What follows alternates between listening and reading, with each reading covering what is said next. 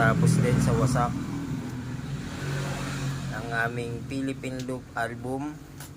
Ayan, nakatapos na rin sa wakas.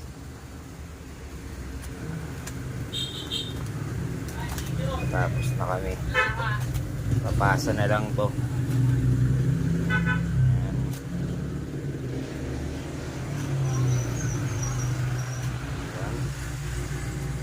Ayan.